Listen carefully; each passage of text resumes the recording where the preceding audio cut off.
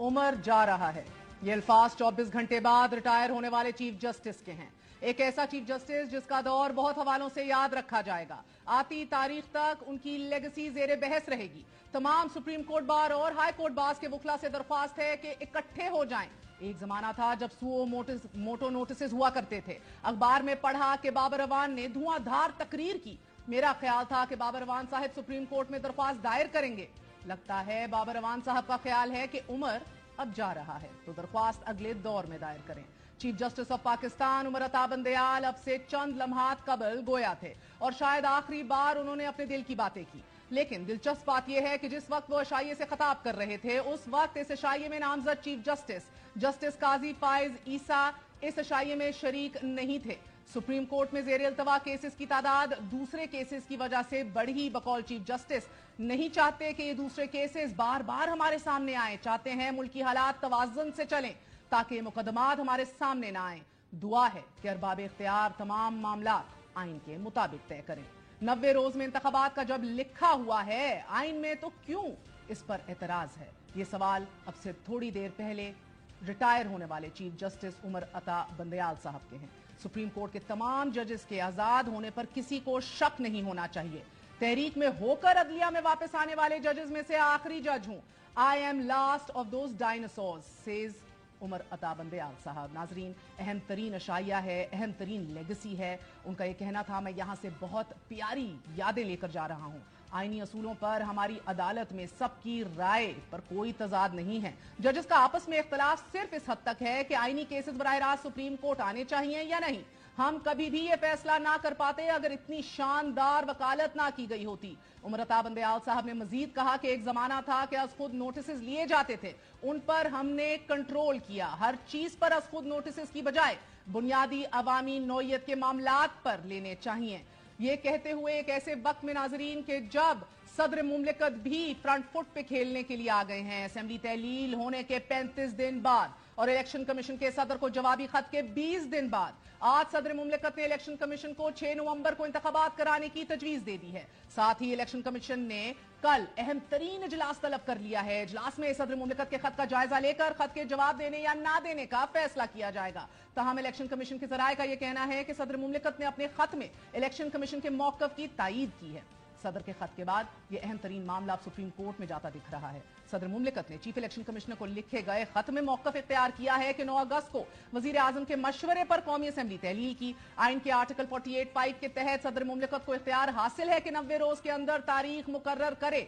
सदर आरिफ अलवी ने chief election commissioner को लिखा है कि आम इंतखाबात कौमी असेंबली की तहलील के 89th डे यानी कि पीर 6 नवंबर को हो जाने चाहिए। सदर ने शिकवे भरे अंदाज में यह लिखा कि आपको मुलाकात के लिए दावत दी थी कि मिलकर आइन पर अमल दरामद का तरीकाकार वज़ा करें, लेकिन आपने इसके बरक्स मौकफ इख्तियार किया कि आइन के मुताबिक इलेक्शन की तारीख देने का इख्तियार इलेक्शन कमीशन का है।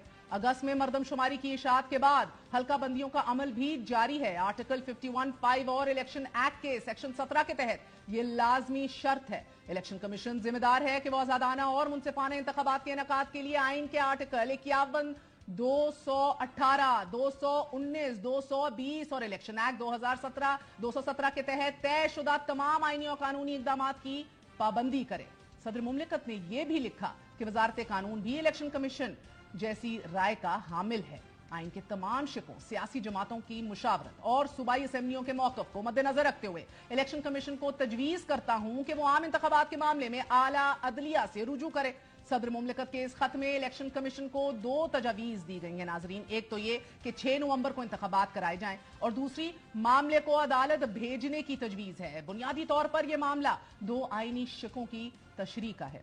आइन का आर्टिकल 224 रियासत को पाबंद करता है कि असेंबली तहलील होने के 90 दिन के अंदर अंदर आम इंतखाबात करा लिए जाएं, जबकि आइन का आर्टिकल 51 ये कहता है कि एक बार नई हल्का बंदियों के लिए नोटिफिकेशन जारी हो जाए तो इसके बाद इलेक्शन कमीशन हल्का बंदियां करवाने का पाबंद है।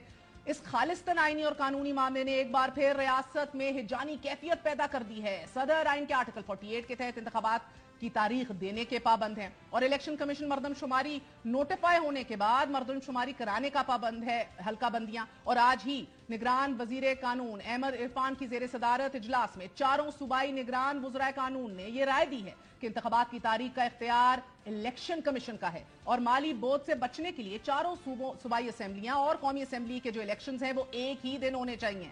निगरान वज़राए कानून ने इलामिया जारी करते हुए यह मौक़िफ़ अपनाया है कि इलेक्शन कमीशन एक आजाद आईनी इदारा है। सो तमाम रियासती इदारों की जिम्मेदारी है कि वो इलेक्शन कमीशन की खुद मुख्तारी का एहतराम करें। हल्का बंदियों और इंतखाबी शेड्यूल के तयन में इलेक्शन कमीशन के इख्तियार का एहतराम किया जाए।